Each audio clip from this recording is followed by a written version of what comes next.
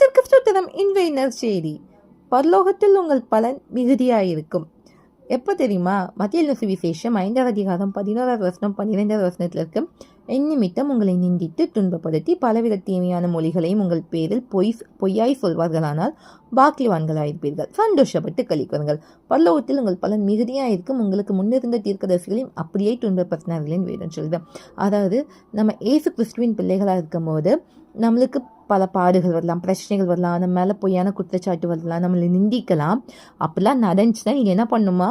சந்தோஷப்பட்டு களி கூறணுமா? ஏன்னா பரலோகத்தில் நம்மளுக்கு பலன் மிகுதியாக இருக்காம். எவ்வளோ பெரிய நற்செய்தி பார்த்தீங்களா? அதனால இனிமேல் யாராவது நீங்கள் ஏசப்பா பொண்ணா ஏசப்பா பையனாக இருக்கும்போது உண்மையாக இருக்கீங்க, உத்தமமாக இருக்கீங்கன்ட்டு உங்களுக்கு கிண்டல் பண்ணாலோ கேலி பண்ணாலோ இல்லை பொய் சொன்னாலோ நீங்கள் சந்தோஷம்தான் பண்ணணும். ஏன்னா பரலோகத்தில் உங்களுக்கு பலன் மிகுதியாக இருக்குது. அதனால் இன்னிலேருந்து சந்தோஷமாக இருங்க. தேவனை மகிமைப்படுத்துங்க. தேவனுக்கு மகிமை உண்டாகட்டும்.